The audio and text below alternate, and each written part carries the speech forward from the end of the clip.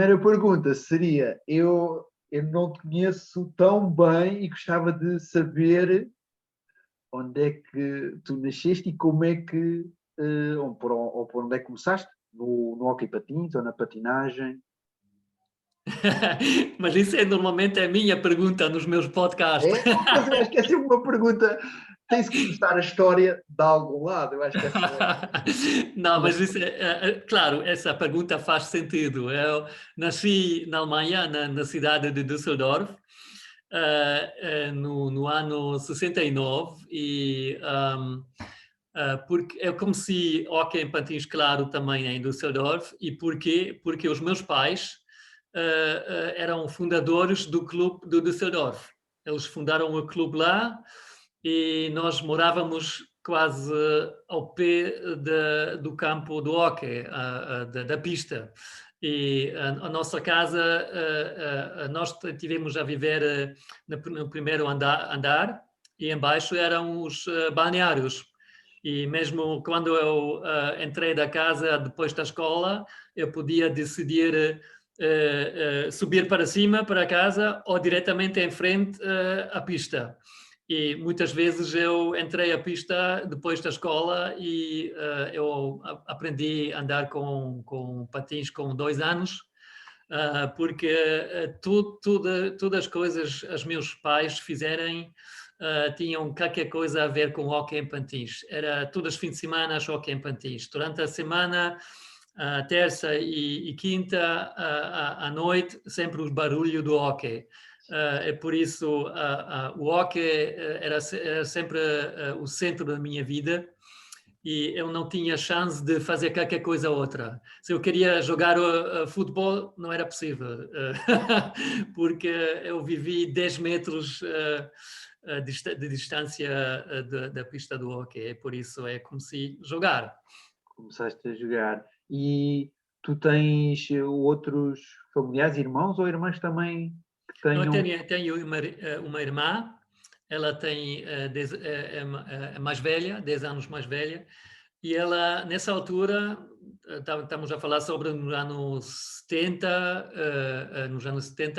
não era normal meninas jogaram hóquei em patins. Ela queria jogar mesmo, mas não era possível. Ela faz um pouco patinagem, Sim. mas ela começou a jogar hóquei em patins, acho, nos anos 90, já Uhum. com uma certa idade, não é? Mas ela Pois. também jogou, e no mesmo momento ela ainda está ligada com o clube, ela está a trabalhar lá com o clube. Os filhos dela também jogaram, ainda os filhos dos filhos já estão a jogar. A nossa família jogou sempre em Düsseldorf, no clube. Uma relação mesmo de quase de sangue em relação ao hóquei e ao Clube do Düsseldorf. O Clube do Düsseldorf ainda atualmente está, digamos, existe e está ativo e está de boa saúde, pelo menos pelo que eu me apercebo. Na altura também já era um clube que se destacava, os principais na Alemanha? Ou... Não, era assim, quando eu comecei com o hóquei, 70 e tal, naquela altura os séniores jogaram, eu não sei dizer, porque não tínhamos aquelas divisões 1, 2, 3, tínhamos sempre a primeira divisão, era o Bundesliga, Uhum. e depois tínhamos ligas regionais, Pois. e o Düsseldorf jogava numa liga regional lá, e eles subirem para a primeira divisão 81, 82, qualquer coisa assim. E já nessa altura eu joguei na primeira divisão com 15 anos, tinha de jogar lá, e deste ano, 81, 82, eles, acho que no fim dos 80, eles baixaram para a segunda, 1, 2, 3 vezes, era sempre com o elevador, primeira, segunda, primeira, e desde 94, acho, ou 93, eles sempre ficaram na primeira divisão. Mas primeira divisão, no momento, na Alemanha, não diga muito. Mas isso é um outro tema. Pois. Mas só aquele retrato ainda da Alemanha, o que é o hóquei na Alemanha, porque a Alemanha é um país grande, tem Sim. muitos habitantes, e isso pode ser interessante também para os ouvintes portugueses perceberem qual é a realidade também do hóquei, como é que se espalha geograficamente no país, ou qual é, porque o Düsseldorf ainda está dentro daquele centro do hóquei alemão. Sim. Achas que... Pronto, isso também mudou muito. Quando eu comecei, quando eu era criança, ainda tivemos muitos clubes no sul, no norte, eram muito mais clubes do que agora. Morar em tudo, e no momento só temos uma zona, a zona, claro, é a zona à volta de Düsseldorf, chama-se Nordrhein-Westfalen, isso é NRW, é um distrito da Alemanha, ou um conselho, não é? É um conselho, ou um distrito. Não, distrito. Em Portugal chama-se distrito. É um distrito grande, com muitos habitantes. Eu acho que é o distrito da Alemanha com mais habitantes em comparação com os outros distritos da Alemanha. E lá são quase todos os clubes do hóquei em patins. Temos alguns no sul e alguns no oeste. E o resto morreram todos, mas antigamente tínhamos que fazer viagens compridas, porque o país, como tu disseste, é grande, em comparação com Portugal, é muito, muito maior, e por isso as distâncias eram muito maior também. Às vezes tínhamos de viajar 5, 6 horas para o sul ou para o norte para fazer um jogo só. E no momento isso é mais confortável porque as distâncias são pequenas, porque os clubes estão todos pertos. Mas em dizer, como tu disseste, Düsseldorf é um clube com saúde, um clube está a viver. E nesse clube só temos, na minha opinião, só temos 4 clubes que têm capacidades para sobreviver. É o Düsseldorf, é o Cronenberg, a gente também deve conhecer o Cronenberg em Portugal, e Remscheid. São os 3 clubes que são locados em Nordrhein-Westfalen, naquela zona, e o Clube da Guerra. Isso fica no oeste, não é? Estes 4 clubes ainda têm capacidade para o futuro, porque têm muitos membros e têm equipas em quase todas as idades, o resto dos clubes só tem, por exemplo, só uma equipa entre 15 e 19, ou só tem uma equipa de jogar nos séniores. Há muitos clubes que só têm poucos membros e não sei se eles vão sobreviver. Ainda por cima, agora com o Covid, isso faz tudo ainda mais complicado, porque as crianças, os jovens não são ligados com o clube e talvez encontram qualquer coisa ou outra para fazer, e se num dia, porque ainda não podemos jogar hóquei em patins na Alemanha, ainda está tudo fechado, e se um dia vai abrir tudo, não vamos ver se eles todos vão voltar e vão jogar outra vez, né? Nos clubes os clubes grandes, sem dúvidas, mas os clubes pequenos ainda vamos ver. A situação na Alemanha é grave, é muito grave. Ok, eu já ia um bocadinho mais à frente voltar a essa questão. Ainda gostava de perceber um bocadinho, curiosidade pessoal também, qual foi o teu caminho? Düsseldorf, começaste com os 15 anos já a participar na Bundesliga e depois mantiveste o teu caminho no desporto, com o hóquei no Düsseldorf. Quanto tempo mais? Eu joguei em Düsseldorf até 89,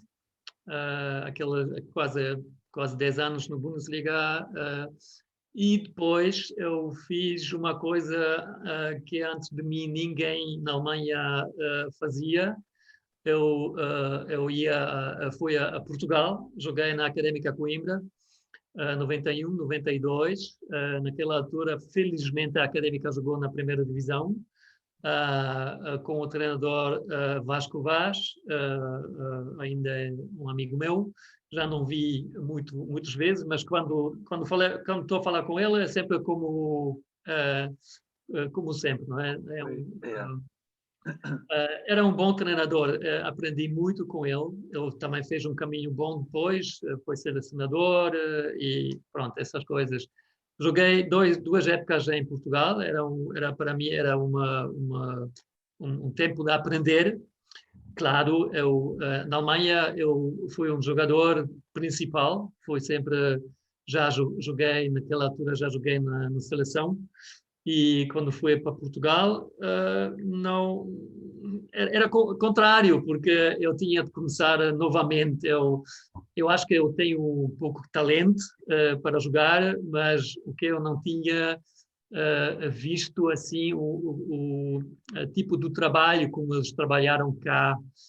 E a equipa da Académica nessa altura era uma equipa, acho que só 3 jogadores eram do Coimbra, o resto eram jogadores de fora, quer dizer, eles compraram a equipa só para aquela altura para jogar na primeira divisão, e por isso era uma concorrência grande entre os jogadores, e isso para mim era novo. E o nível também era muito mais alto do que porque em Alemanha joguei. Düsseldorf não estava, naquela altura, Düsseldorf não estava a jogar para o título, mas pronto, já estávamos a jogar mais ou menos. E cá joguei em Coimbra, jogávamos para não ir à segunda. Ficávamos sempre entre sétimo e oitavo lugar. Mas também tínhamos jogos bens, ganhávamos contra a Sporting e lembro-me aquele jogo era muito bem, 6-5 no último minuto e aquelas...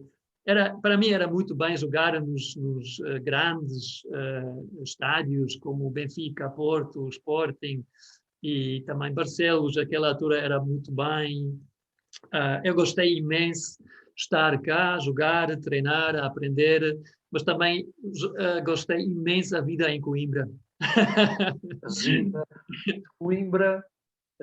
Coimbra, é assim, a minha experiência também é de Coimbra estudante, como estudante. Sim, claro. Foi Lá, essa vida também que tu pudeste aproveitar? sim, claro. Eu tinha tempo para também viver.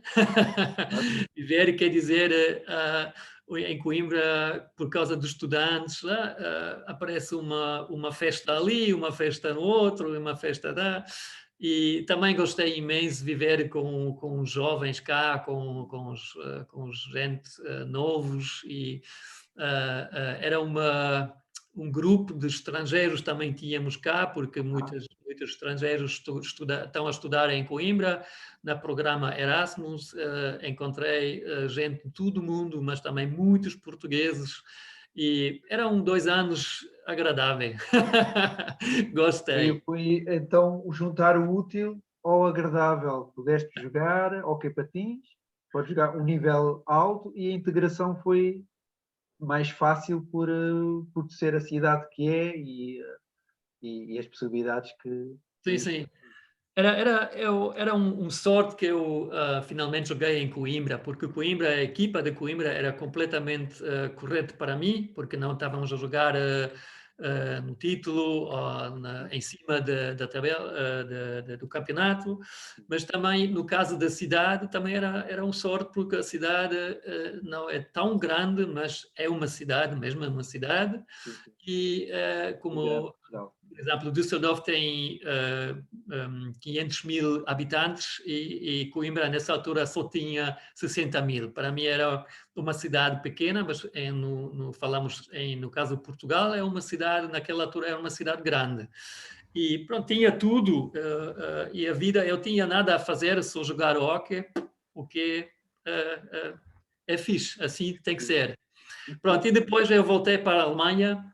Joguei mais 2 épocas em Düsseldorf. Eu era treinador-jogador naquela altura. Isso não gosto muito de ser treinador-jogador, é demais. mais. Yeah. E depois eu mudei para Kronenberg e joguei 7 anos em Kronenberg. Ganhávamos 2 títulos, 2 taças, e eram uns 7 anos na minha carreira com o maior sucesso. Joguei sempre na seleção, jogávamos em campeonatos do mundo, joguei também nos Jogos Olímpicos em Barcelona. Participaste, isso é Sim, mesmo sim. histórico por tudo, porque quem esteve lá, e se calhar não se irá repetir mais, mas pronto, a esperança pode ser que mas deve Eu ser uma acho que experiência. nunca vamos repetir isto, porque a força do nosso desporto não chega para fazer isto outra vez. Não, isso era uma experiência boa. Mas também o campeonato do mundo em Brasil, campeonatos europeus na Madeira, por exemplo, eu gostei tudo. E depois, 99, eu voltei para 2 épocas porque eu queria fazer um circo. Eu voltei outra vez para Düsseldorf, para os meus últimas duas épocas. Quis fechar. Eu joguei com os jovens, naquela altura eu já tinha 33, 34 anos, e acabei jogar com 35 anos em 2001. E depois fiz um intervalo, não tinha ligação com o hóquei, só pouco, claro, vi o que aconteceu. E depois, eu acho que era 2003, 2004, eu fui treinador em Düsseldorf para os júniores, comecei outra vez de ser treinador, e em 2006 eu tomei conta da seleção feminina do hóquei em patins, não, 2005 era isto, não, 2006. E 2007 ganhávamos o campeonato europeu.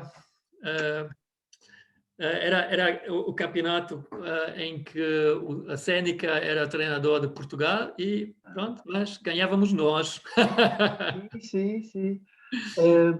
Aí ganharam e ganhavam, porque o desporto também, o hóquei feminino não estava tão desenvolvido noutros países. Qual foi aí para terem tanto êxito a seleção feminina? Ou de facto, a uma geração trabalhava-se bem a seleção feminina, o hóquei feminino em alemão? Não, naquela altura, podemos dizer, tínhamos uma geração de ouro, como Portugal também tinha nos anos 90, ganharam quase tudo, os homens ganharam quase tudo, e a Alemanha tinha, porque já ganharam o campeonato europeu em 2003, sim, em 3, ganharam com outro treinador, e 2005 ganhou a França e 2007 ganhávamos nós outra vez. Por isso, naquela altura, Portugal, Espanha, Itália ganhou no hóquei feminino, ganhou nada. E nós ganhávamos o campeonato europeu na Espanha. Isso era especial, porque na equipa da Espanha deste ano era uma equipa dura e eles contaram com o título 100%. E era o primeiro jogo nós contra a Espanha e ganhamos nós 3-2 e já passou tudo, porque depois era fácil. Ganhávamos todos os jogos, éramos campeão, fixe, assim tem que ser. Não, aquela geração do hóquei feminino da Alemanha, dessa altura, era uma equipa muito boa, jogadoras boas e pronto, ganhávamos ainda mais terceiro lugares na Europa, um quarto lugar no Mundial, na Espanha outra vez. Estávamos sempre a lutar para o título, não ganhávamos mais o título, mas sempre era Portugal, Espanha, Alemanha, França, eram os 4 na Europa, e mais Argentina e Chile no mundo. Eram as 6 equipas. Itália, nessa altura, não tinha equipa feminina. Sim. E pronto, eu fui treinador, selecionador até 2010, acho eu. E depois tomei conta de um clube da Bundesliga, Wasum, Duisburg. E 2012 tomei conta da seleção masculina. Eu fiz 2 campeonatos, um campeonato europeu em Portugal e o campeonato do mundo em Angola. Isso também era uma experiência boa, porque muita gente tinha medo de ir a Angola, porque é um país inseguro. Ah, E, ok. sim, não, era assim.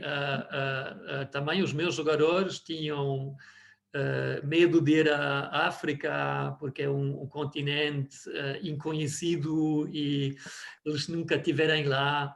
Aham. Já estive em Angola tantas vezes, fiz uma visita, porque em Coimbra joguei com angolanos, Ah, acho que em 2012, já 11, já fiz uma visita de uma colega, o Lin, visitei-la em Luanda, na Holanda. e Aham. um ano antes do Campeonato do Mundo, a Federação de Angola convidou alguns países para fazer Um um torneio. torneio, quase uma Eleito. prova Sim. para o Campeonato do Mundo, e Teste, então. convidaram a Alemanha também. E tivemos lá experimentar como é a África para os meus jogadores. E era uma aventura. Ora, sem dúvida. Mas o campeonato do mundo em Luanda era um espetáculo. Eles criaram lá um pavilhão com Gigante. 13.000 Yeah. pessoas, habitantes, com visitantes, né? Sim, sim. E infelizmente nós não jogávamos lá, porque eles separaram dois grupos e nós jogávamos um, no sul, no Namibe. Ok. Já esqueci o nome, porque Namíbia é o país no sul. Mas, Também não. Eu lembro-me que havia dois pavilhões, sim, sim, e sim, havia duas sim. zonas, mas não me lembro também de facto do outro. Não, e nós jogávamos no sul, e porque nós não entrávamos nos últimos 8 países, ficávamos no sul também, e assim nunca não jogávamos em Luanda, no pavilhão grande, mas vimos jogos lá e participamos no Campeonato do Mundo. Nesse Campeonato do Mundo era mesmo como tu eras profissional, porque os aviões de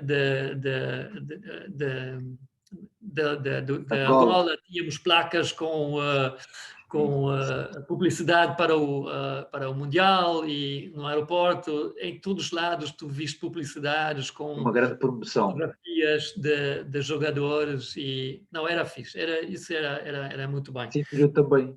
O calor do público não, porque estava tudo em consonância, o campeonato e mesmo o público angolano estava nos pavilhões bastante a ver os jogos da Estavam. Alemanha e todos os. Não, não, era um campeonato com visitantes, os pavilhões eram cheios, sempre.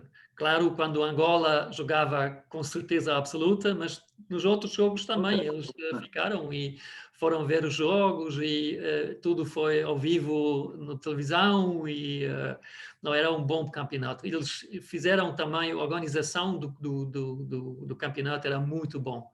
Em vez de toda a gente dizia antes, isso vai ser um caos, não, eles não sabem fazer. Não, era o contrário, eles fizeram tudo muito bem, e tudo com calma, não apareceu nada mal lá. E ficámos tudo junto, todas as equipas, num hotel, tudo junto, isso também era bem, para também encontrar com os outros, se queríamos visitar as cidades, tínhamos sempre a sair com polícia, mas isso, pronto, para mim não era necessário. Eu também fugiu sem polícia, sozinho do hotel, porque eu gosto de falar com a gente fora também, mas eles, claro, eles tinham medo de qualquer coisa acontece com o jogador estrangeiro, e pronto, isso não era bem para o país. Não, mas isso era bem. Isso era a minha carreira até 2013, acho eu, era 13, sim.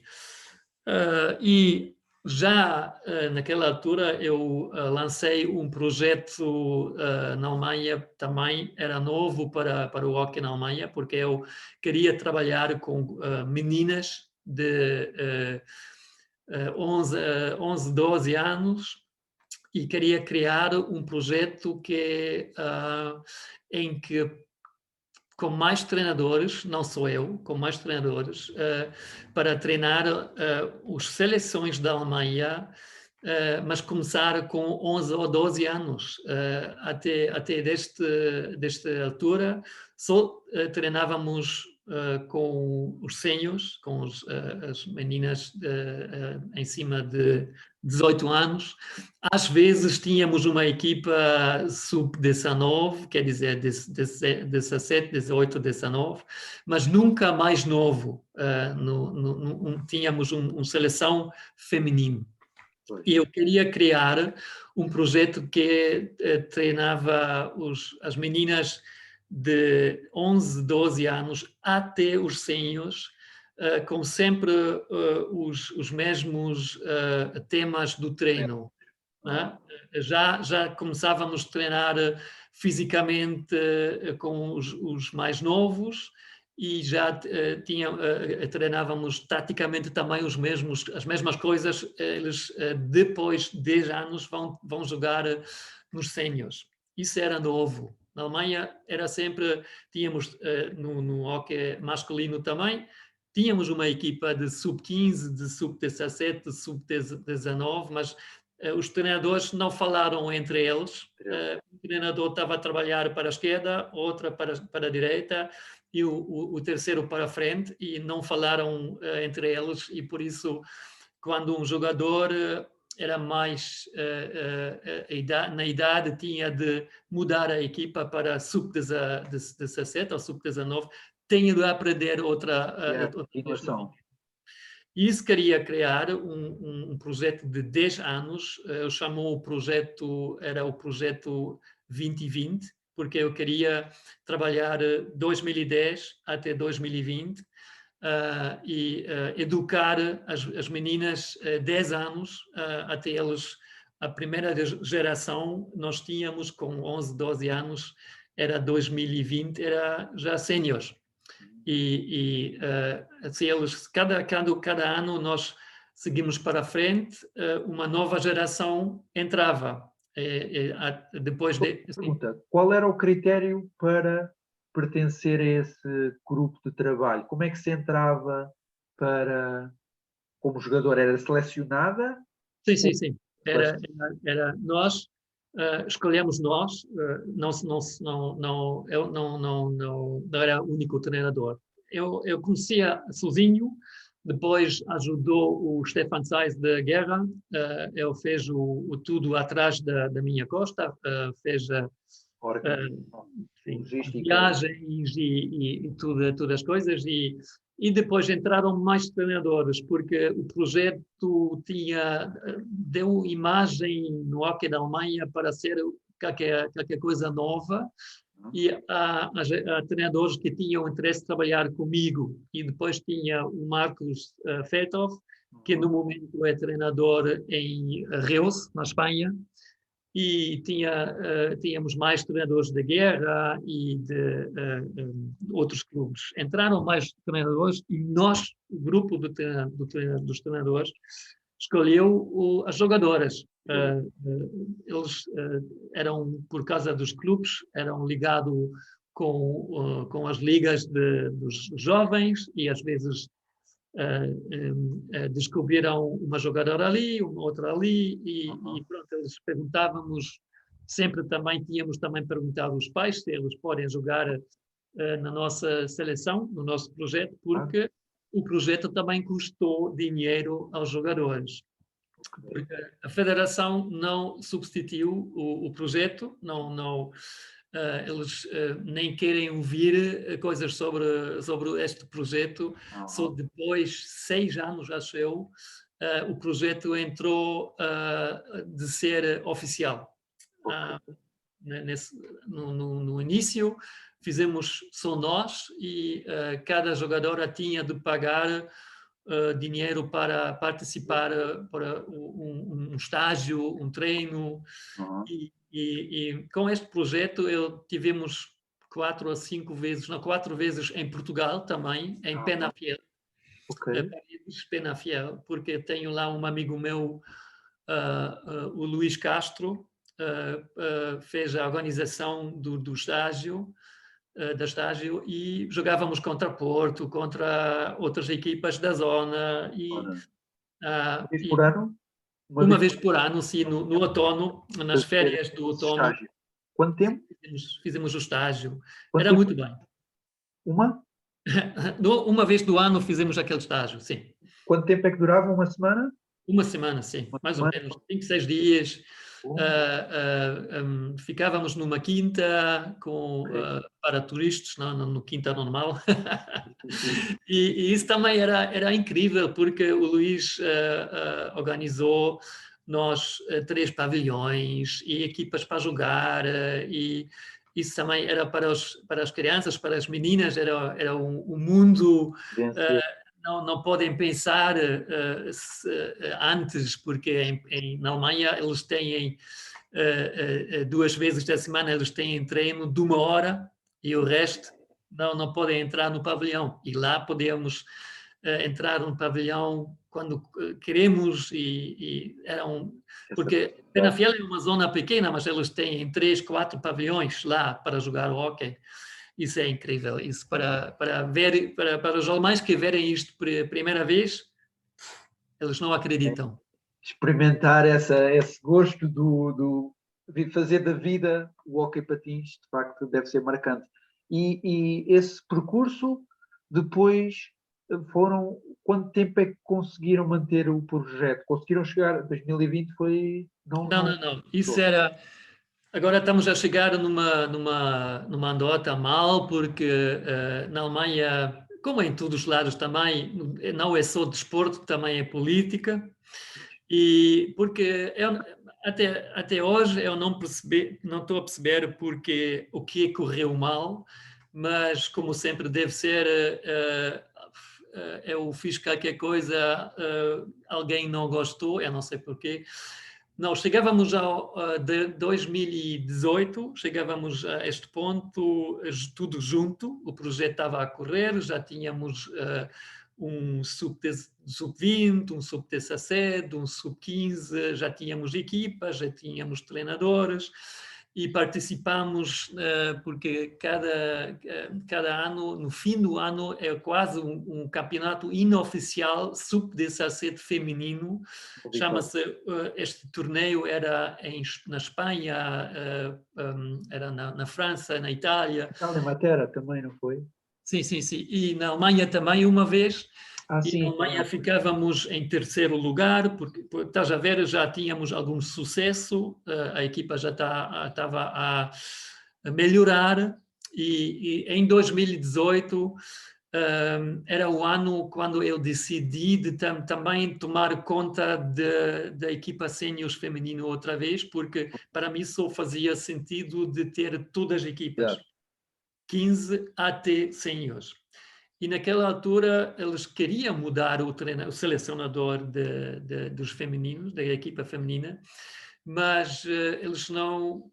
Alguém lá da Federação da Alemanha não queria de ser outra vez eu, e por isso começaram uma guerra entre o nosso projeto de federação e seleção feminino, e por isso finalmente o presidente, o atual presidente naquela altura, o Harald Struxberg, mandou-me fora, diz, não, vais-te embora, já não precisávamos de ti mais, e estragaram mais ou menos o projeto. O que sobreviveram as estruturas das equipas 15, 17, 19, mas como era antigamente, agora já os treinadores não estão a falar entre eles, porque mudaram os treinadores também. Claro. Pois, Os meus treinadores saíram todos do projeto porque pronto, o tratamento não era bem o que a federação fez, e as estruturas ainda são ao vivo, mas de uma outra maneira. Já não tem aquele espírito nós queríamos criar. Não? perfeito, É claro, completamente diferente. Mas completamente. pronto, vamos a ver o que vai acontecer, mas isto era o momento quando eu decidi nunca fazer qualquer coisa com a Federação da Alemanha outra vez. Ficaste, Chega completamente. Sim, e no momento estou a fazer o meu podcast, tu também conheces, os portugueses não conhecem porque não podem ouvir, não podem compreender, mas estou a fazer cada semana uma entrevista com alguém, uma figura do hóquei da Alemanha, também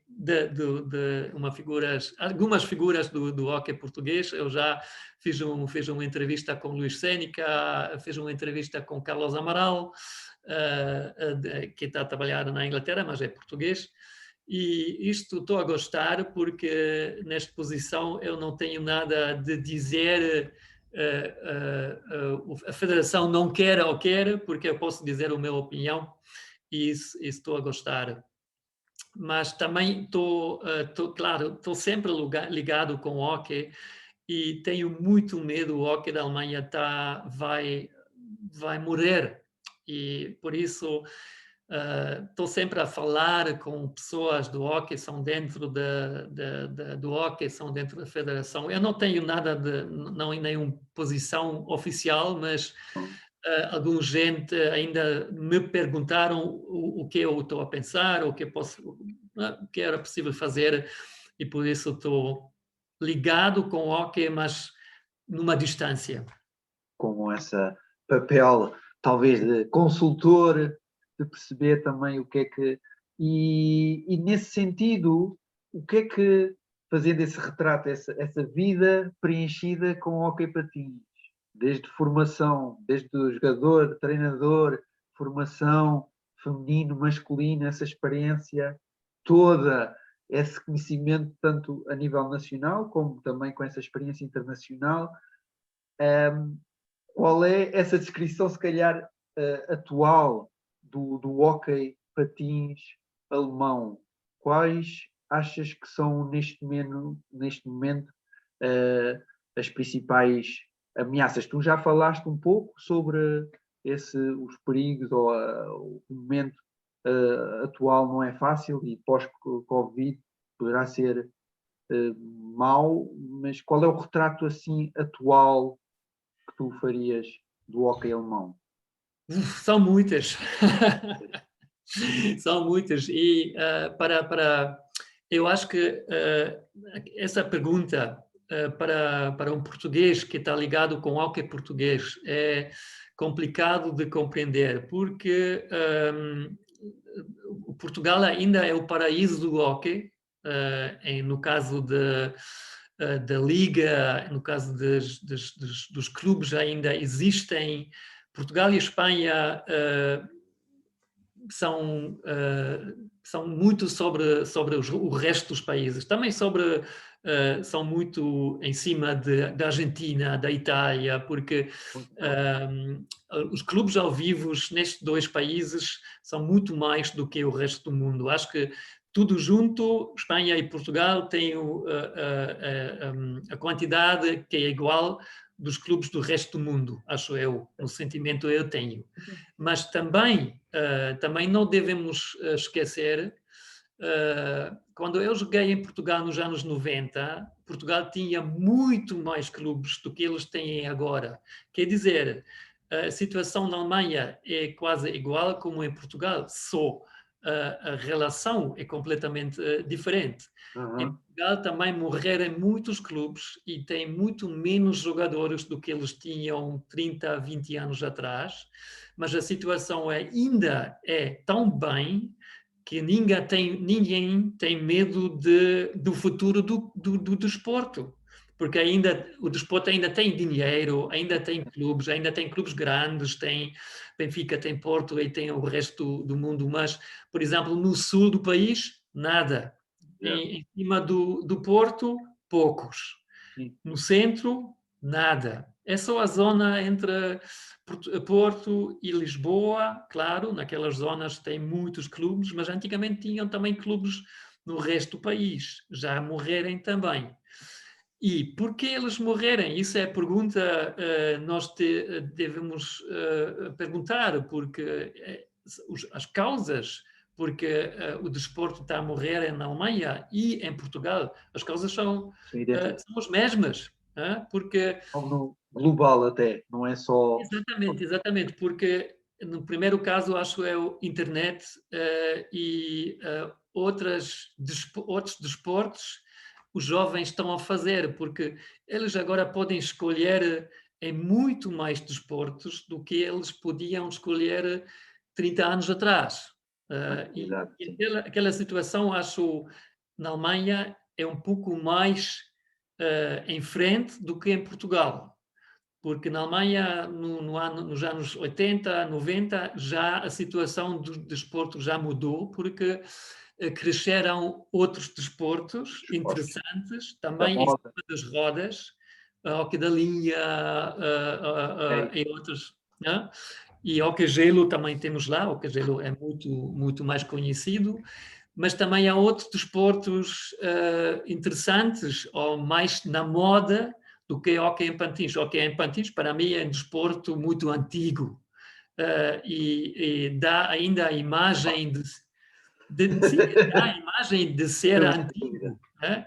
O stick é completamente diferente, o equipamento também dá um pouco de imagem de ser antigo, não está na moda. E isso talvez é um grande problema na Alemanha. Não, eu sei, é um grande problema na Alemanha. E talvez Portugal também vai ter esse problema também. Daqui em 10, 15 anos, não sei. Mas isso é outra coisa. Na Alemanha, o que temos que fazer lá é, primeiro, guardar ou salvar os clubes que ainda existem. Uhum. Dar uma ajuda aos clubes que ainda têm uma, duas, três equipas com gente que ainda querem trabalhar, mas mais ou menos nos clubes da Alemanha são sempre, têm uma família e aquela família faz tudo, Tem são essa três, ligação mesmo. quatro pessoas que estão a andar o clube e não têm o primeiro, o presidente, ou o segundo, o diretor, eles só têm três pessoas que andam os clubes. Fazem tudo. E isto, como tu sabes, tu estás quase a única pessoa que está a andar, que está a correr o clube de Greifswald e tu também precisavas ajuda em melhorar a situação deste clube. Não é? E aquela situação é normal na Alemanha. Só aqueles 4 clubes eu já falei, lá a situação é diferente, eles têm mais gente que podem tomar conta do clube, não é? Mas se mais 1, 2, 3 clubes vão morrer na Alemanha, a situação já vai ser muito grave. Já a gente pensa sobre fazer um Bundesliga, a primeira divisão, na próxima época, com 5 clubes. Atualmente são 7. Estão 7 Exatamente. No momento são 7 clubes, não estão a jogar por causa da pandemia, mas se eles jogavam, eram 7 clubes e uma primeira divisão com 7 clubes para mim não funciona. Isso não dá a imagem de ser uma brincadeira, mas não qualquer coisa sério. Mas a situação nós estamos a ter na Alemanha agora, por exemplo, a Holanda e Bélgica já tinham, e eles já quase morrerem. Eles têm ainda existem federações, mas eles não têm ligas, não têm equipas, não têm clubes. A Áustria tem poucos clubes também lá. Não sei se eles têm 5, 6 clubes. Os clubes bons estão a jogar na Suíça. E França, não sabemos muitas coisas sobre a França, mas França também, no momento, tem jogadores muito bons. Estão a jogar na Espanha. Contexto, mais uma vez, às vezes é um bocadinho esse contexto também em Portugal, que vai ter títulos, campeão europeu, e depois vai mascarando os problemas estruturais. Exato. Agora a França se calhar também fica às vezes um bocadinho com a dúvida, de facto tem estes jogadores que têm uma geração boa, mas será que tem base? Não sei também. Sim. O base, acho, eles só têm 3, 4 clubes que ainda estão a funcionar e o resto não sei. Ninguém sabe porque acho que eles dependem mais para a Europa do Sul, são mais ligados com Espanha e Portugal, e falam um pouco com o resto da Europa do Norte, com a Alemanha, com a Suíça. Mas eu não sei se ainda vamos salvar o hóquei da Alemanha. Eu não sei, eu tenho dúvidas. No momento temos um presidente, não chama-se presidente da Alemanha, mas pronto, para perceber bem, o presidente do hóquei é o Thomas Ulrich, ainda é jovem, tem 40 anos e está a trabalhar muito bem, mas também ele está a trabalhar sozinho, quase sozinho. Temos um comitê, mas eles têm trabalhos especiais, eles fazem, mas pensar sobre uma ideia geral para o hóquei na Alemanha, ninguém faz. E toda a gente está a pensar, isso ainda vai continuar como continuou sempre, não vamos ter problemas, mas quem abre os olhos e quem vem com olhos bons está a ver, não vamos continuar assim. E Thomas não pode fazer isto sozinho, mas vamos a ver quem vai salvar o hóquei da Alemanha. Na Alemanha. E nesse sentido também, que é um tema agora atual, em relação de facto, a esse grupo de países que têm menos pressão ao hóquei patins, de certa forma, tentaram unir esforços e perceber, se calhar, ou atacar onde pode ser um dos problemas, esse problema estrutural também em relação ao poder da organização de eventos e a organização, e se calhar essa visão plural do hóquei na Europa, no mundo, e podes-me dar também a tua visão e a visão, se calhar, de alguém que conhece bem o hóquei alemão e esses países mais... Eu acho que é a primeira vez, isso é uma iniciativa da Suíça. Eles começaram de juntar os países, normalmente chama-se países grandes e pequenos, mas isso para mim essas palavras não dão, porque Portugal é um país pequeno, a Alemanha é um país grande, no hóquei é contrário, mas eu preferava dizer no hóquei o país forte e o país lento. E a Alemanha, na vista internacional, somos lento, ganhávamos 2 vezes o Campeonato da Europa feminino, mas isso era tudo, o resto não ganhávamos nada, algumas medalhas, mas isso não conta em comparação, claro, com Portugal, Espanha e Argentina. Mas quando era jogadora ou treinadora ou selecionadora, sempre para mim era esquisito chegar a um campeonato da Europa, campeonato mundial, e lá se tivemos encontros com os oficiais, a língua era sempre português ou espanhol. Se estamos a ver só vamos a ver a Europa, o único país que está a falar português é Portugal e o único país que está a falar espanhol é Espanha. O resto não poderem perceber o que os oficiais estão a falar, mas aqueles oficiais, os líderes do Comitê Europeu, eram sempre portugueses, espanhóis e talvez algumas vezes italianos, mas eles sempre falavam entre eles, e decidiram coisas sem de perguntar se, por exemplo, a Alemanha, a Suíça, a França, a Áustria ou outros países têm qualquer coisa a dizer sobre isto. Mas eles não tinham interesse de ouvir a opinião de nós. Isso era o que eu senti sempre quando estive lá. Pronto, comigo eles falaram porque saberem eu falo português,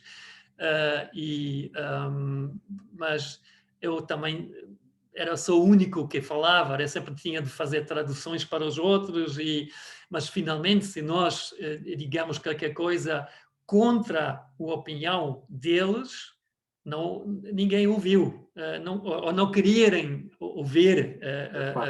Também não ouvi. Sim, E finalmente eles fizeram o que eles queriam fazer sem as opiniões dos pequenos, dos países lentes. E nos últimos anos mudou um pouco, porque às vezes também eles tinham papéis em inglês, para já era mais fácil de compreender para os outros países. Também nos questões das regras, Portugal e Espanha estão a fazer as regras e os outros países têm de comer isto. Não podem dizer, no nosso país uma regra era bem mudar assim, ou não vamos falar sobre isto. Eu acho que assim, no futuro, não pode ser, porque assim vamos perder mais países, como a Holanda, a Bélgica e outros países já ainda estão internacional, estão a funcionar, mas é complicado no futuro. E para mim, só podemos continuar em fazer as coisas junto, mesmo junto. Falar num grupo dos italianos, portugueses, espanhóis, alemães, suíços, tudo junto, e discutir o que o desporto na Europa precisa. Isso era, para mim, a única solução estou a ver. Se Portugal e Espanha vão continuar o caminho como eles estão a fazer agora, com Itália, junto com Itália, daqui uns anos eles vão jogar com 3 países no Campeonato da Europa, porque o resto morreu. O resto não apetece de... A calagem é tão grande. Sim, sim, sim, porque o que a Simon van Almen e a Federação da Suíça fez, eles, porque acho era no início deste ano, tínhamos mais uma vez um novo Comitê Europa, ou no ano passado, era qualquer coisa assim, e outra vez sem eleições, um italiano, espanhol, português. E eles outra vez não falaram conosco, com os outros países, e por isso o Simon diz, só perguntou se não era possível de fazer qualquer coisa junto, fazer num tipo de democracia, de fazer eleições e cada país tem uma vota e diz eu quero isto, e depois temos talvez um presidente da Suíça, ou presidente europeu da Suíça. Mas por quê? Porque 5 países votaram para ela. Isso era bem ter. Isso era a ideia. Eles começaram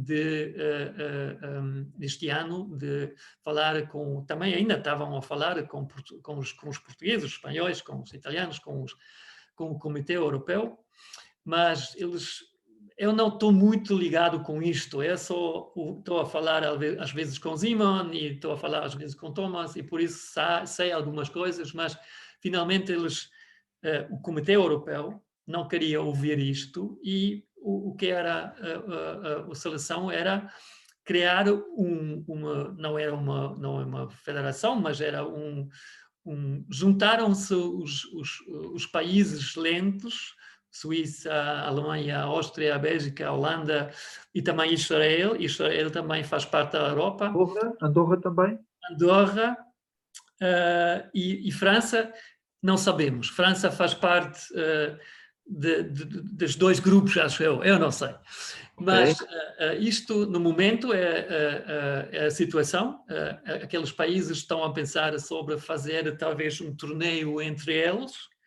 Não podem chamar o torneio Campeonato da Europa, porque isto ainda, este nome ainda depende no Comitê Europa, a World Skate Europe, mas eles podem fazer um torneio e podem competir para um título qualquer, eles vão encontrar qualquer nome para isto, mas assim eles também têm a hipótese de ganhar um torneio, porque se Portugal e Espanha não está lá, é muito mais fácil.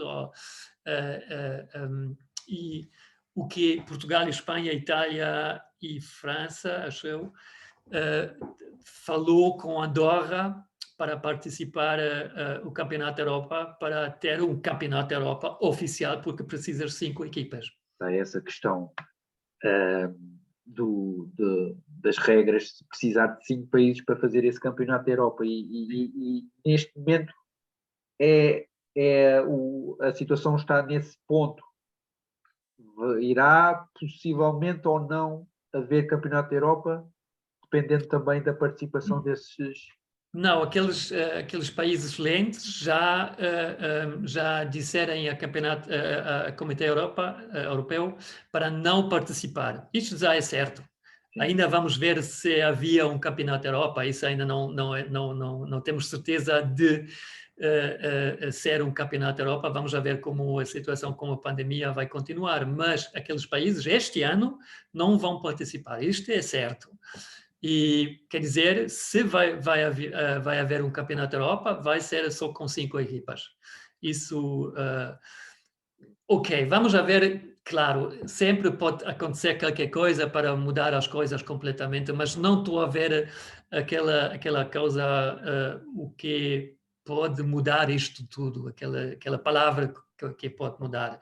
No momento a situação é assim, temos aqueles países lentos que estão a fazer qualquer coisa entre eles e temos aqueles outros países que vão talvez fazer o Campeonato da Europa. Mas porque tu perguntaste como vamos fazer isto no futuro ou como vai haver a futuro, para mim, com certeza absoluta, só vamos ter um futuro se os países vão falar sobre o futuro tudo junto.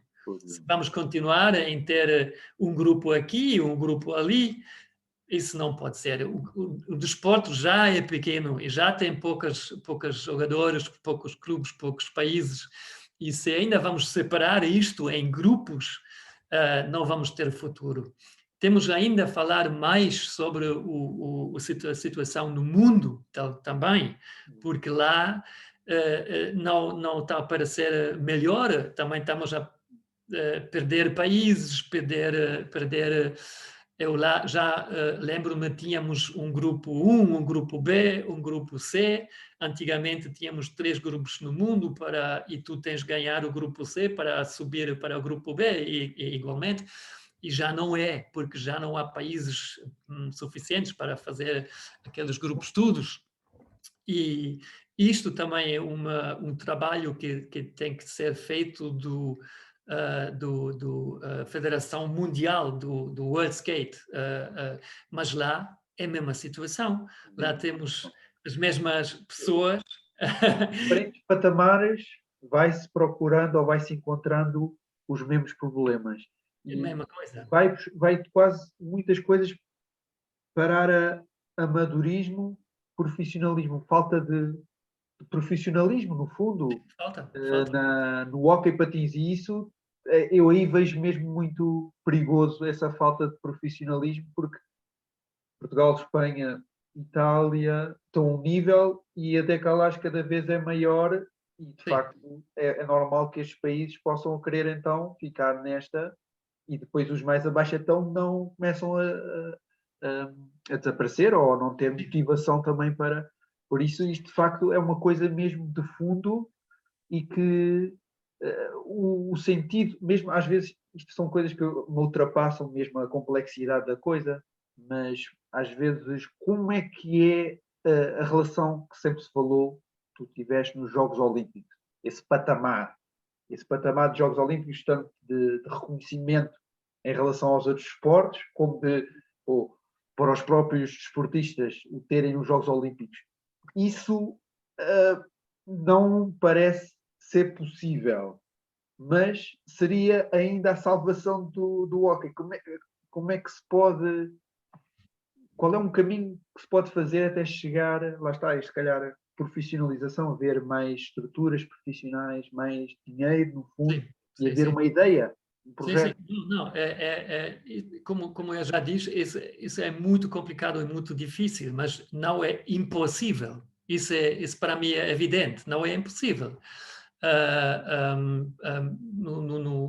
Como disseste, Jogos Olímpicos eram um momento em que o desporto, o hóquei em patins, podia ter mais, era mais visível do mundo do hóquei do que antes e depois. Nunca mais tinha a possibilidade de ser mais visível. Mas eu estive lá e também jogávamos em dois grupos. Um grupo, nós jogávamos, já não me lembro o sítio, mas lá o pavilhão, quando nós estávamos a jogar, o pavilhão também era vazia. Não tinhas questão também. O público.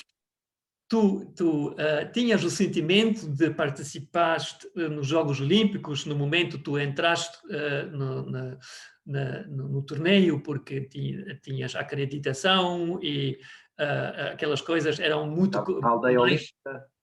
Sim, e era tudo maior do que, por exemplo, o Mundial ou qualquer coisa assim. Mas no caso do torneio mesmo, não era uma grande diferença. A televisão não mostrou os jogos, claro, na Espanha e Portugal, sim, na Itália talvez também, mas ninguém na Alemanha viu os jogos do hóquei em patins, os Jogos Olímpicos. Nem um jornalista chegou ao nosso pé da Alemanha e perguntou qualquer coisa. Por isso, só participar nos Jogos Olímpicos não vai melhorar a situação. Isto precisa mais com umas campanhas atrás. Eu acho que os Jogos Olímpicos são tão grandes e o hóquei patins é tão pequeno, isso não ajudava. Também os World Games, também temos aqueles World Games, já participamos tantas vezes no World Games, é o torneio para os desportos não olímpicos. Ok. Não é, eu estava a pensar nos World Roller Games. Não. Não, isso é não, isso já é outra coisa. Jogos mundiais fora, abaixo dos Jogos Olímpicos. Temos o World Games, começaram com isto em 70, 80, não sei o quê, e o hóquei em patins sempre fez parte deste World Games. Lá são desportos que normalmente não participaram nos Jogos Olímpicos. São os desportos embaixo dos desportos olímpicos. E esse World Games também dão um balcão para ter mais espectadores. Sim. É muito mais pequeno dos Jogos Olímpicos, mas por causa também participaram muitos desportos e tudo muito perto. Talvez eu participei uma vez na Holanda e tudo aconteceu num pavilhão. E todos os desportistas, todas as equipas, todos esportistas que estiveram lá num pavilhão. Encontraste gente dos outros desportos, também jornalistas, também tudo. Isso, para mim, já fazia mais sentido para o hóquei, porque para mim é mais perto do nosso desporto do que os Jogos Olímpicos. Da dimensão. Uhum. Sim, a dimensão é um pouco mais pequeno e por isso é melhor. Mas o que podemos fazer no momento, porque tu falaste corretamente, o que faz falta é o profissionalismo. Né?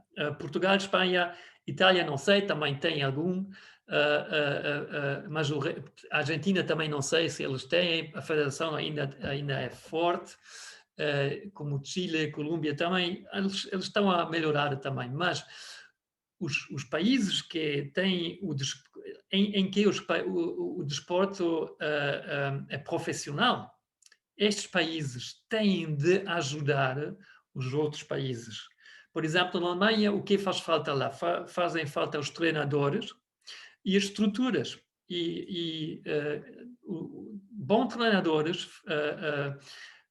melhoram o nível do desporto e talvez melhoram a educação dos jovens e talvez assim vamos ter possibilidade de ter mais jovens no desporto. Isso para mim tem tudo a ver com treinadores, com o nível do desporto e Portugal, Espanha, talvez Itália, têm de mandar treinadores aos outros países sem custos. Isso é evidente. Eles perguntam, pronto, eu queria 1000 euros para uma semana, eu vou à Alemanha. Isso não funciona. A Federação de Portugal, a Federação da Espanha têm a mandar para os custos da Federação de Portugal e de Espanha gente aos outros países e ajudam a gente que já estão lá a trabalhar e ensinam como os clubes, estruturas dos clubes de treinadores, ensinam treinadores, ensinam também jogadores, talvez, ensinam selecionadores para ter no Campeonato da Europa, Campeonato Mundial, para ter um nível mais ou menos igual. Claro, talvez assim a Alemanha, a Suíça vai ganhar um campeonato na Europa. Talvez eles tenham medo de perder a lideração, mas isso para mim é ligado. Se eles têm países fortes, mais países fortes, também é possível eles um dia vão perder contra a Alemanha, contra a Suíça, contra a Holanda, mas sem essa ajuda, os outros países nunca vão chegar ao nível de Portugal. E o caminho contrário de Portugal vai para baixo e a Espanha vai para baixo, até eles chegam ao nível de Alemanha, para mim este caminho não é bom. Não, tem que ser sempre acima, tem que ser o fim do caminho, tem que ser tudo num nível lá, um nível alto. E isso para mim, no momento, depende muito, muito em Espanha e Portugal. Esse para mim é o único caminho que nós podemos ir. E isso, lá está, isto é tão de fundo de fundamentals de Wurzel, que só mesmo também um projeto não pode ser só projeto, mas uma ação a longo prazo pode, se não é 1 ano, 2 anos. Não. Isso são 10 anos e mais. E isso não vamos resolver os problemas num ano ou 2 anos, não vamos. Mas o que é evidente, antes dessas coisas, o que é evidente? Evidente é a mudança nas cabeças dos funcionários portugueses, espanhóis, italianos. Pronto, se eles querem jogar só entre eles, está tudo bem, vão ficar assim. Para mim está tudo bem. Podem jogar um campeonato da Europa com 3 ou 4 equipas, mas vão sempre ficar sozinhos. E no nível mundial, igualmente. Talvez vão participar 8, 9, 10 equipas, porque a Argentina ainda vai ter potência, talvez o Chile, talvez Colômbia, mas o resto não vai. Vamos separar o mundo do hóquei em 2 grupos. Se eles não mudam a maneira de pensar, isso é evidente. E já estou ligado com o hóquei quase 50 anos. E 50 anos nada mudou neste vista. Sempre era assim. Eles eram lá em cima e nós estivemos lá embaixo. E se eles gostam disso, está tudo bem, vamos continuar assim. Mas se eles querem mudar qualquer coisa, é assim. Eu quando analiso da minha realidade, de que vivi em Portugal, do conhecimento que tenho das 2 realidades, e às vezes mesmo essa mentalidade, digamos assim, ou mesmo quase culturalmente, bastante tradicional do português que joga hóquei patins. Então, tradição. O êxito, ser campeão do mundo, ser campeão europeu, Sporting, somos os maiores.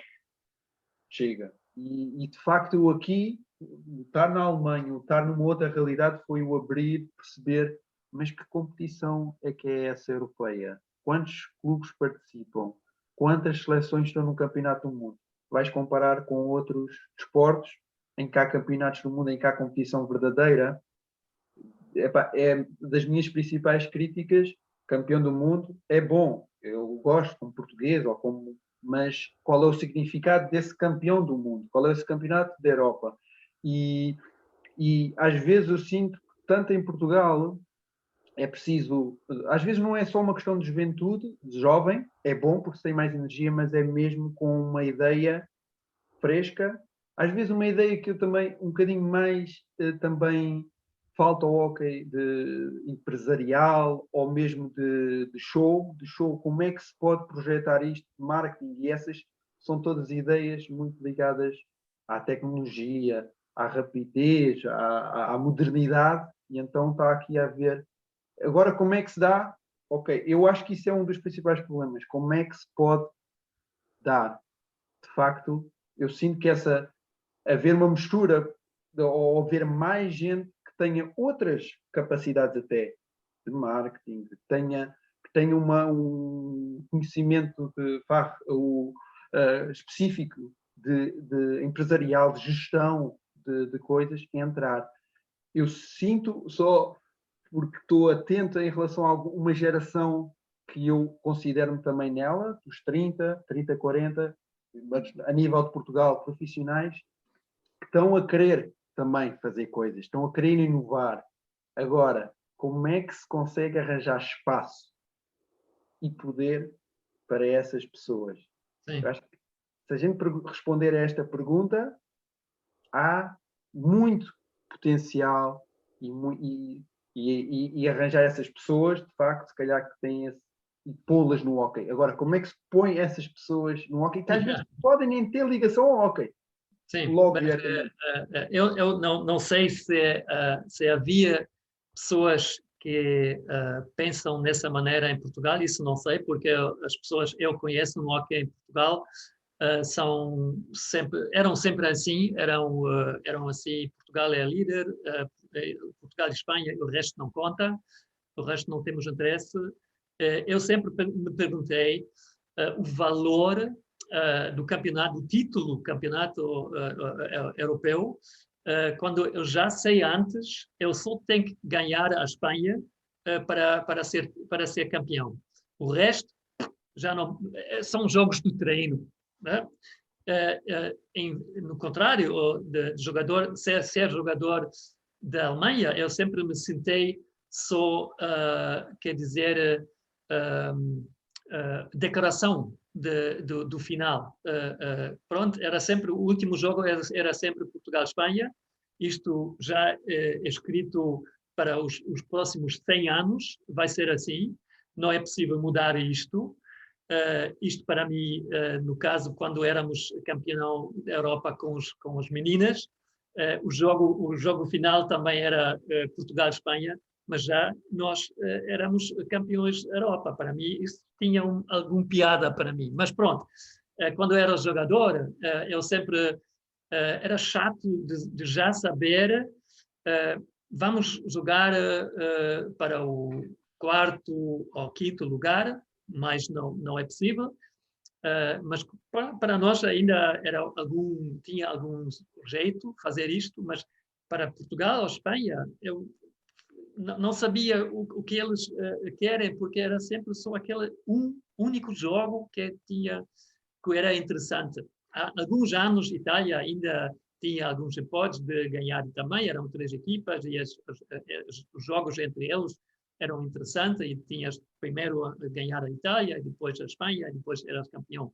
Mas o valor deste campeão, eu sempre me perguntei se isto é um valor grande ou um valor ok, porque o Campeonato da Europa com 6 ou 7 equipas e só tens de ganhar a uma equipa para ser campeão, para mim não faz sentido. Eu sou um jogador, e sempre era um jogador de competição. Eu queria jogar um campeonato com 8 ou 9 equipas igualmente. Isso era maravilhoso para ter. Nunca sabes se vais ganhar ou vais perder. Isso vale muito mais. Mas pronto, isso é uma coisa os portugueses, os espanhóis têm de saber se eles querem mudar isto.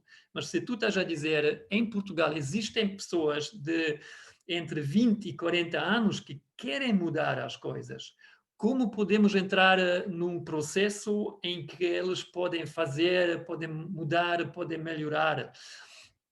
Estamos a viver, e isto o Covid mostrou-nos, é possível viver em vários sítios mas como nós também, tu agora estás na Alemanha, eu sou em Portugal, e estamos a falar, e estamos a ver-nos, né? E o Zoom é possível de fazer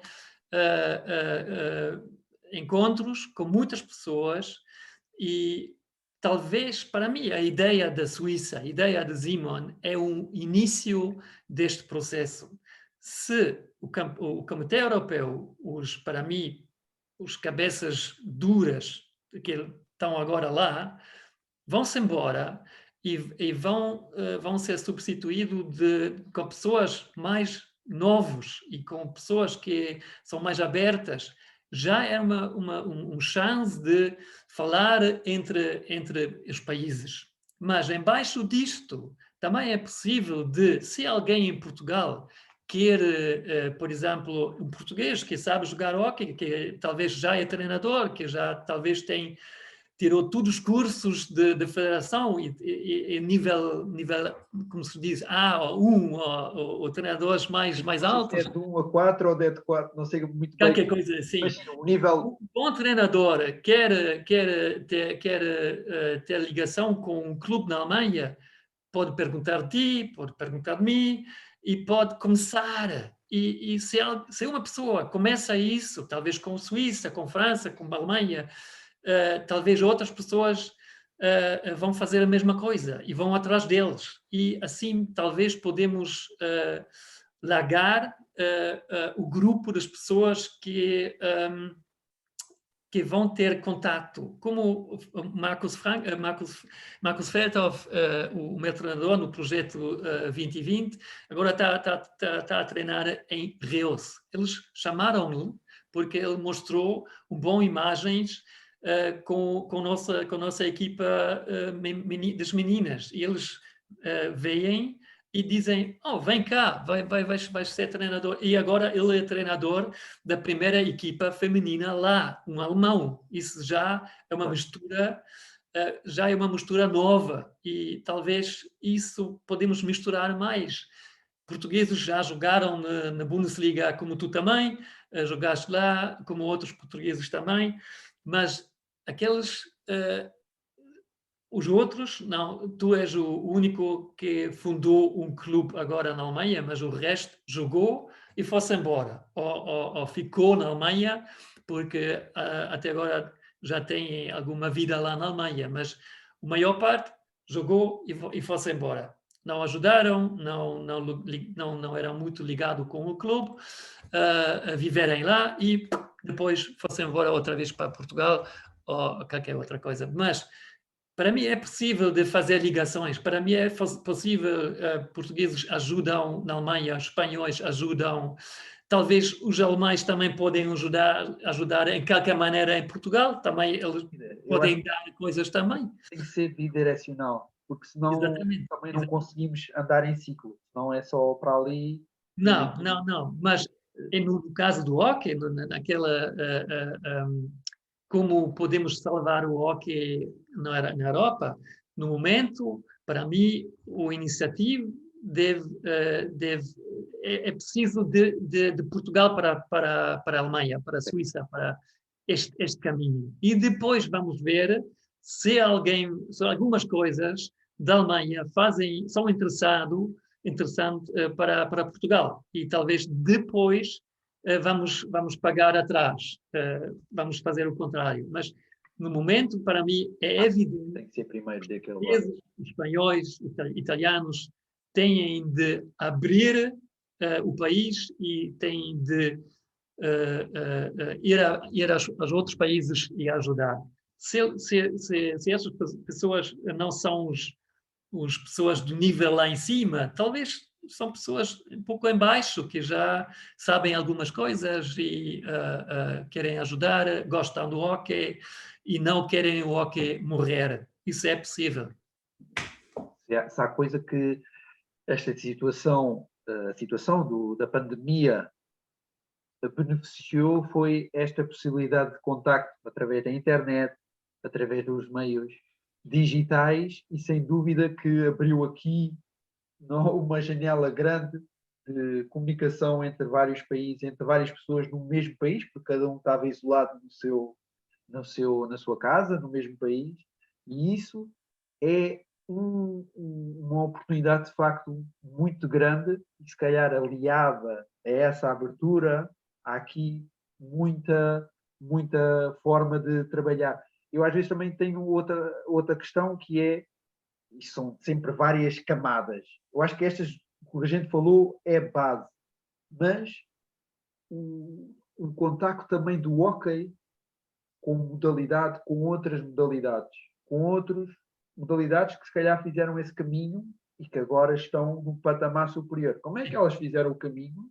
Como é que nós podemos aprender com esses caminhos?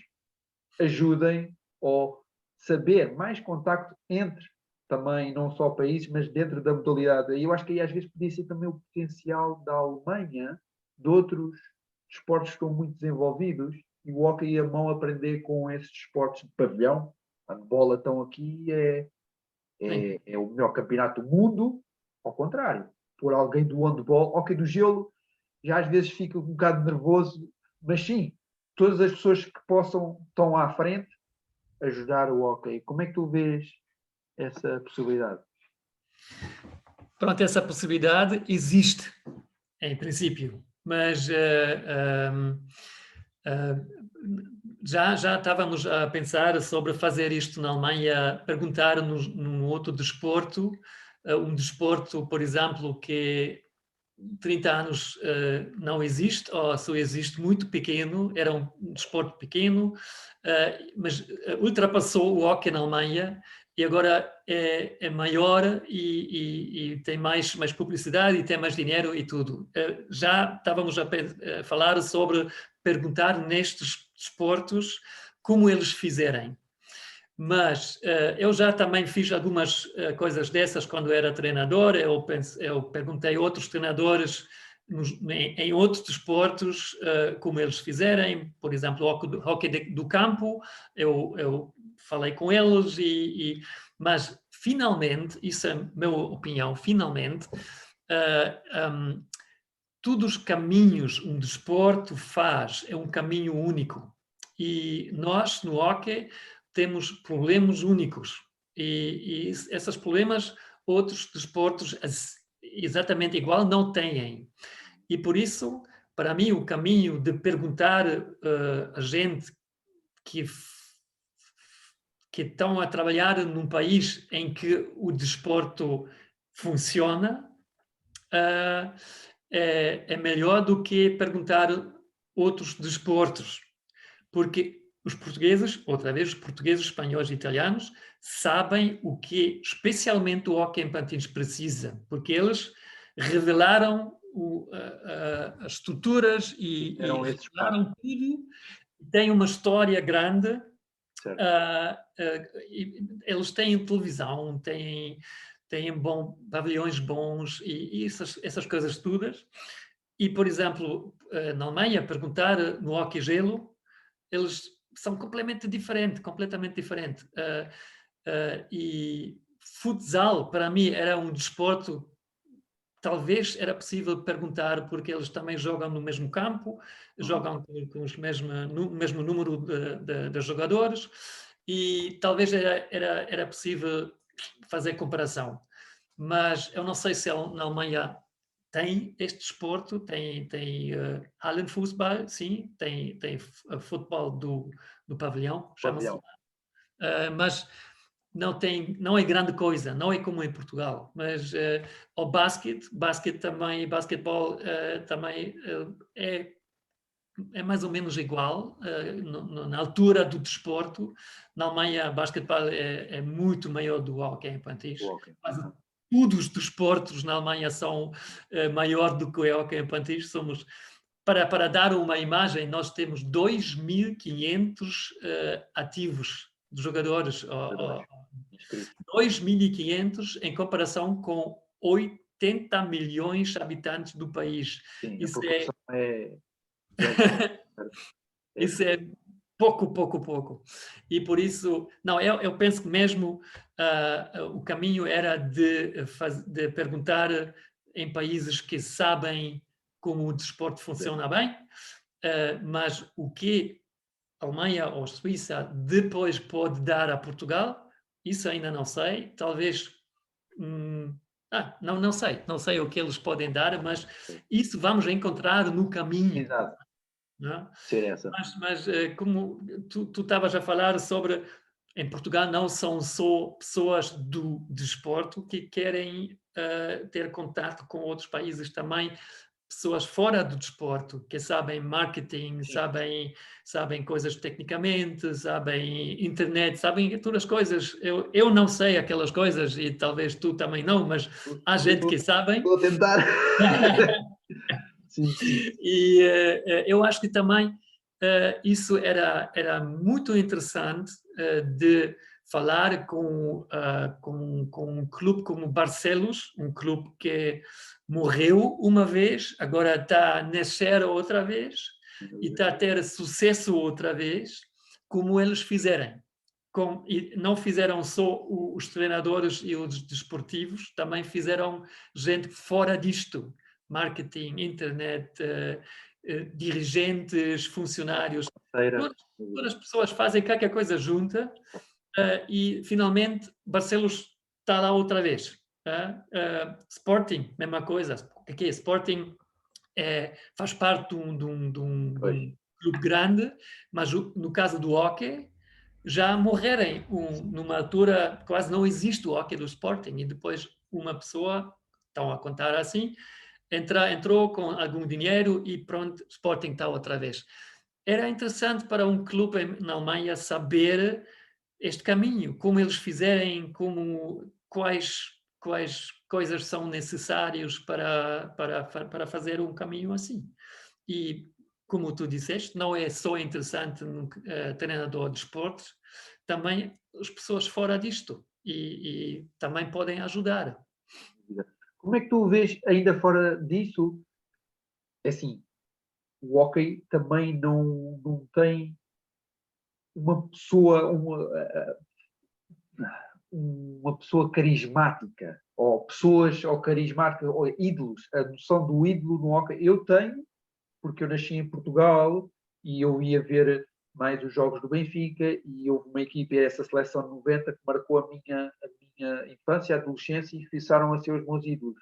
Mas essa falta de ídolos, de referências no hóquei patins, como é que isso podia ser? Eu tenho esperança neste momento eu vejo uma pessoa, que é o Hélder Nunes, joga no Barcelona, é patrocinado para Red Bull, já são dois elementos, é relativamente novo, tem aquele ar cool. Como é que o hockey pode também, com esses exemplos, alavancar e crescer mais? Eu acho que isso também, lá está, são várias camadas, vários problemas, mas Sim. ter uma. Não, mas isso é um ponto muito bem, porque outros desportos, estamos a falar sobre futebol, eles têm ídolos em qualquer cantinho. Qualquer clube tem dois jogadores, cada puto na rua sabe o nome. E o hockey não tem isto. Não, minha geração tinha o Livramento. Eu joguei na Alemanha, mas toda a gente na Alemanha, todos os hoquistas no mundo conhecerem o nome Livramento. E isso era um ídolo. Finalmente eu encontrei-lo também quando eu joguei na seleção da Alemanha. Ele era treinador no Mundial em Brasil. Eu encontrei-lo e era um grande honor para mim de conhecê-lo e falar com ele, mas o resto faz falta. Tínhamos os Mariottes na Itália e cada geração tinha alguns jogadores, eram conhecidos, mas só no mundo do hóquei. E fora, ninguém. E o nome que tu disseste agora, para mim, é um chance. O Hélder Nunes, quando eu o vi, ele vai fazer parte do mundo do Red Bull. Era uma grande e positiva novidade, porque o Red Bull está a liderar o mundo do desporto.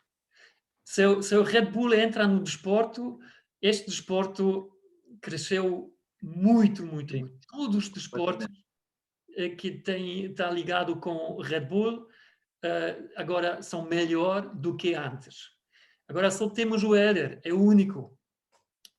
Eu queria fazer uma entrevista com ele, mas ainda não respondeu. Por causa disto, porque as minhas meninas da equipa, quando eu treinei o projeto 2020, eles conheceram ele Nunes, já nessa altura, antes do Red Bull. Acho que ele é o único jogador que dá a imagem da distância, mais longa, maior. Agora está a jogar na Barcelona, um clube que toda a gente está a conhecer, e a Red Bull.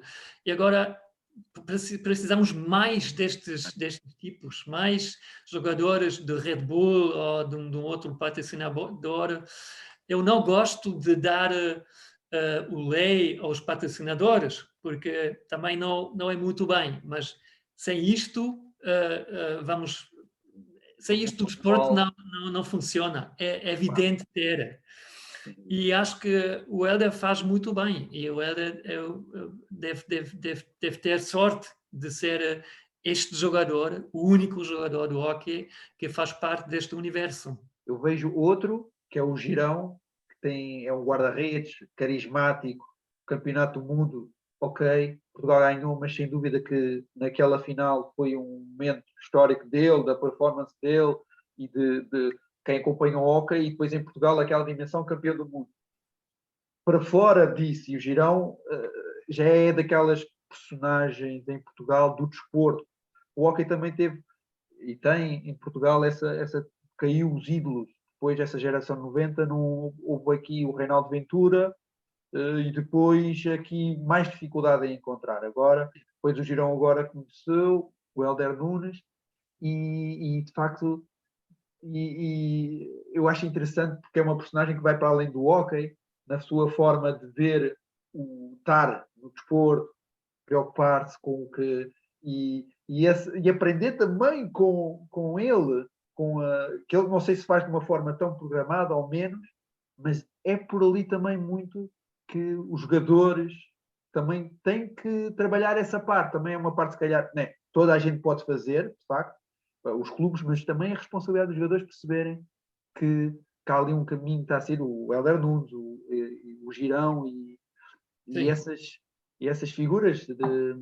Sim, tu disseste os dois nomes que eu também dizia, é o Éder por causa do Red Bull e Girão porque o final do campeonato do mundo, do Mundial, em que Portugal ganhou o Mundial, o Girão para mim deu um jogo eu nunca vi antes no hóquei. Porque ele não só jogou na baliza, também jogou fora e também fez um pouco de teatro também. Ele, em todos os segundos do jogo, ele fazia qualquer coisa, ele fez qualquer coisa. Em chamar ou gesticular, assim tem que ser. Aquelas figuras são figuras que dão para ser um ídolo e também para dar uma imagem fora do hóquei. Aquelas pessoas que estão a crescer num jogo maior do que o corpo, né? Não sei se estou a explicar bem. Mas completamente, e é essa mas assim tem que ser. E agora vamos voltar para uma coisa, eu já disse, para mim o hóquei pandija ainda tem um pouco dar imagem de ser antigo, mas aquelas pessoas como o Girão jogou neste final mesmo, isto é moderno. Isto assim tem que ser. Assim é não só jogar e ganhar e marcar golos, mas também há muitas coisas mais. E dar uma imagem interessante à imprensa, para os jornalistas vão falar sobre esta pessoa e viste no hóquei em patins aquele tipo, ele é completamente maluco, mas sabe jogar, e é interessante, é divertido de ver estas pessoas jogar. E no futebol estamos a gostar daquelas pessoas também, em todos os desportos que as pessoas conhecem, são as pessoas que não só jogam, mas também fazem coisas completamente diferentes. No Fórmula 1, por exemplo, o Lewis Hamilton está a ganhar, claro, está a conduzir muito bem, mas também dá a fazer outras coisas. Tem cabelo diferente todos os fins de semana, e assim tem que ser, assim. E essas pessoas fazem falta. Tínhamos muitos jogadores no passado que jogaram impressionante, mas só jogaram e fizeram nada mais, não mostraram uma imagem moderno, não eram na moda, não tinham cabelo diferente, não eram interessantes. Isso faz falta. Isso para mim era um caminho, parte do caminho para fazer o hóquei em patins mais moderno, de ter mais tipos destes, mais jogadores e jogadoras, ainda mais jogadoras. Eu acho que as jogadoras não sabem o que era possível se eles mostraram um pouco mais de uma imagem diferente. Por exemplo, o Netflix tinha programa sobre uma equipa na Espanha, uma equipa feminina. Claro, eles não fazem um programa sobre a equipa masculina porque isso não é interessante. Sim. Eles fizeram um programa sobre uma equipa feminina porque os homens gostam de ver e talvez as meninas também gostam de ver porque são também meninas que jogam lá. Este programa não era muito bem, era um pouco piada, mas pronto, para mim era uma surpresa ver no Netflix, que é uma televisão na internet de Estados Unidos, é um global player, e eles fazem um programa sobre hóquei em patins. Isto mostra o desporto tem potência de ser mais.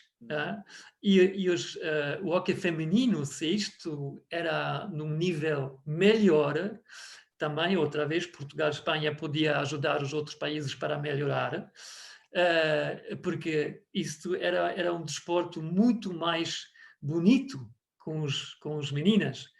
Para mim é igual, homens e mulheres, eu treinei com eles, com todos, e para mim era tudo igual. Mas ver as meninas jogar é completamente diferente, é um desporto diferente e tem mais a ver com... Se eles jogam muito bem, tem mais a ver com arte, é mais...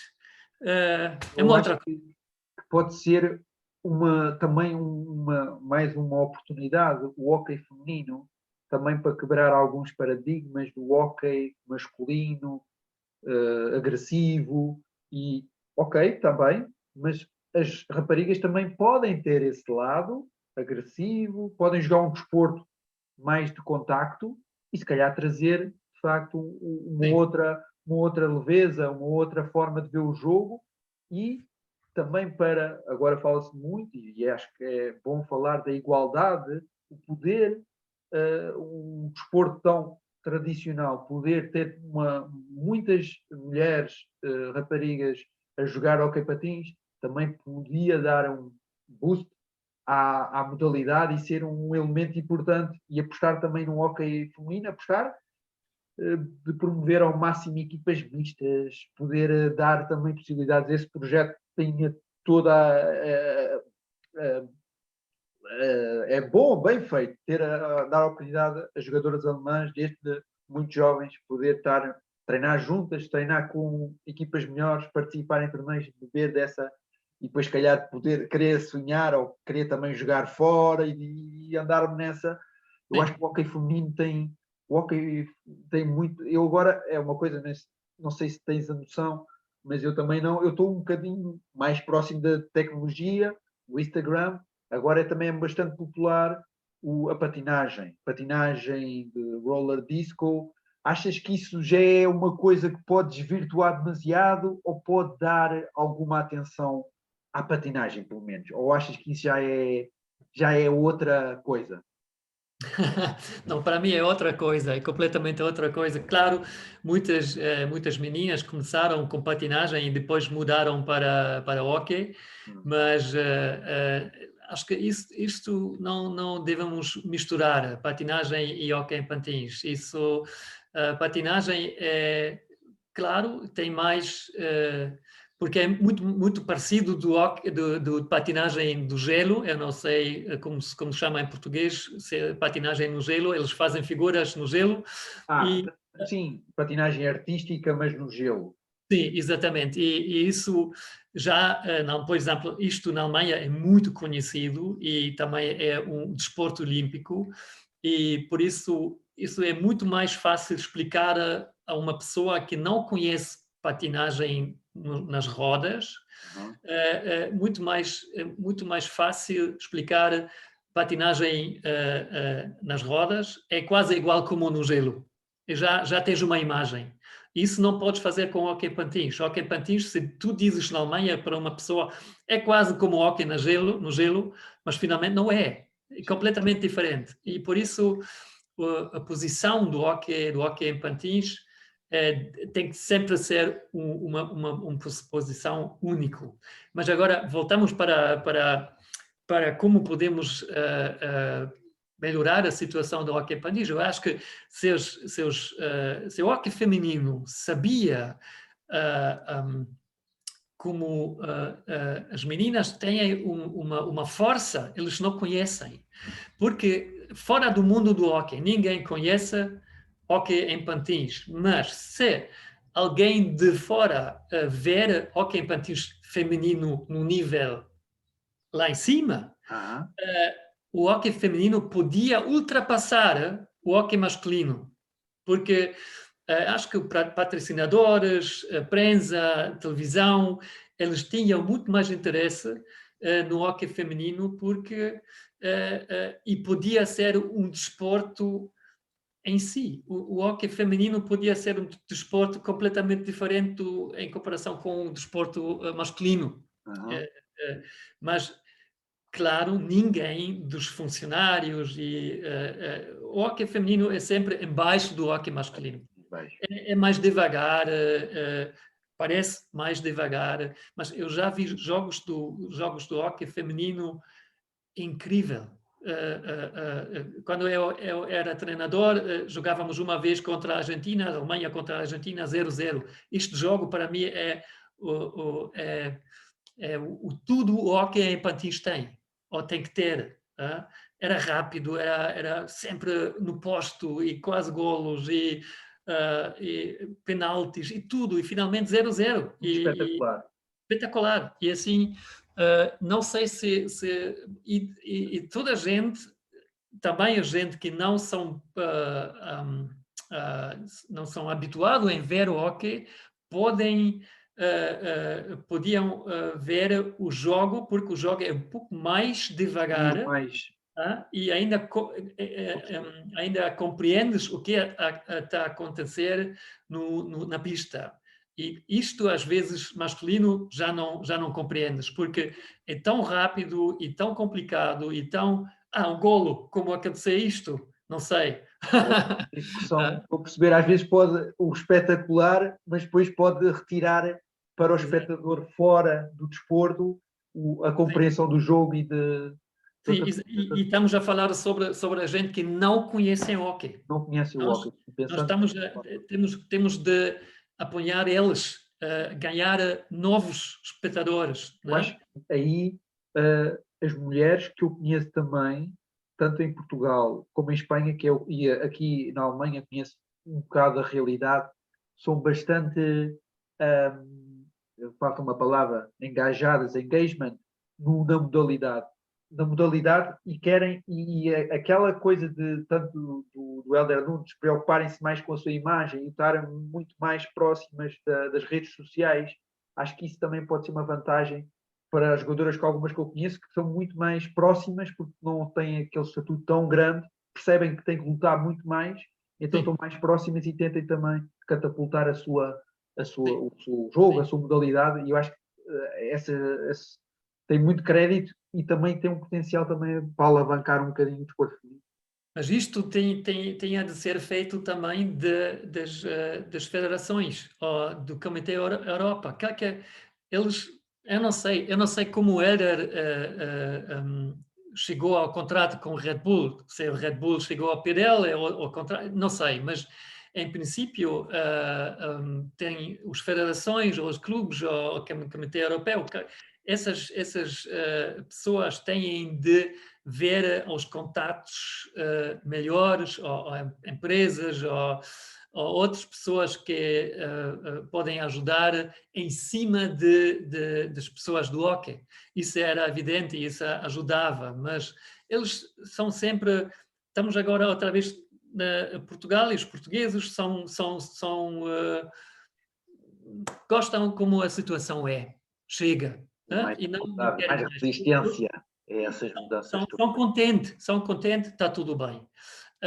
Mas imagina mais competição, mais países, mais clubes europeus, também isso também para mim também não presta. Finalmente vamos saber um clube português ou um clube de Espanha vai ganhar na Europa, no Campeonato da Europa dos clubes, também vão ganhar eles. Também é chato. Nunca vão à Espanha, à Alemanha ou à Suíça e vão ter medo de perder. Não faz sentido, porque... Sim. Não vês o potencial naquela ideia do campeonato a Liga Europeia, uma liga como está a ser dado passos, Portugal, Espanha, Itália, um ou dois clubes franceses, de haver num próximo ano ou proximamente, o que é que tu achas, vês essa competição? É uma piada, para mim é uma piada. Estão a fazer exatamente o que eu já falei. Estão a separar e estão a juntar outra vez os clubes e os países que já são bons. E vão ficar entre eles. Claro, são dois clubes da França, alguns da Itália, mas o resto eles não têm dinheiro para participar. E porque eles devem participar? Para sempre vão perder sempre. E vão fazer viagens e vão pagar muito dinheiro para sempre perder. Para mim não faz sentido. Isto completamente, aquele projeto para mim não faz sentido. É outra vez, para mim, um sinal. Vocês ficam fora, nós vamos fazer o hóquei em patins, o resto não me interessa. Isso mostra muito bem aquela maneira de pensar em que, como Portugal, Espanha e Itália, está a pensar no momento. E era muito bem, como tu disseste, há gente mais nova que querem mudar aquela situação, era muito bem, mas eu não estou a ver e não acredito, porque já conheço 50 anos e nada mudou. E agora fazem isto, ainda pior. Vão fazer uma liga só entre eles. Exclusiva. O que é isto? Nada. É isto. O desporto parece-me prejudicial, sim. E vamos agora outra vez falar sobre daqui em 5 anos. Espanha, Portugal, ok. Vão sempre jogar Portugal contra a Espanha contra Portugal, e uma vez do ano vão jogar contra as seleções, vão jogar, e quem ganha vai ser campeão Europa. E o resto, nada. Estou-te a perceber. Eu acho que também o ponto neste momento que tu estavas a falar de perceber quem está no meio melhor, digamos, Portugal, Espanha, e compreenda essa situação maior e que defenda esta posição. Aí já tenho dificuldade, se calhar, em encontrar alguém. Ninguém. Alguém que tenha ideias novas, mas para desenvolver o hóquei, talvez... Mas há ninguém. Agora, Ninguém. maior, e aí, de facto, aí fica um bocado difícil. Se não... O que sempre ajudava era quando os Estados Unidos entraram num desporto, sempre melhorou a situação do desporto, porque os Estados Unidos têm grande potência econômico, e também toda a gente conhece os Estados Unidos isso ajudava, mas não estou a ver isto também, porque os Estados Unidos são numa zona pequena, estão a jogar hardball, como eles chamam-se, mas talvez era um caminho de, primeiro, falar com eles, ajudar eles em melhorar a situação lá, para ter um país, Estados Unidos, com mais força, no hóquei em patins, e depois talvez vai dar estrelas aos outros países também. Mas pronto, no momento acho chega de falar sobre a Europa e melhorar a situação na Europa. Para mim, se daqui a 2, 3 anos ainda estamos separados em o Comitê Europeu Oficial, o World Skate Europe Oficial, e o outro grupo, para mim está tudo bem, porque não vai mudar muito na situação, mas se queremos melhorar, já falamos muitas coisas sobre isso. O que temos que fazer? Sem dúvida, eu acho que muitas aqui ideias, pelo menos, ideias e Eu não, caminhos. eu não sei se eu expliquei tudo muito bem em português, mas Eu compreendi muito bem e sem dúvida que os pontos fundamentais são da conversa, eu acho que são perceptíveis dessa dos países mais desenvolvidos terem que abrir e poder haver de facto essa visão mais global. Eu acho que é muito por aí que pode haver um hóquei mais competitivo e no fundo eu acho que é isso no fundo que é por isso era bem.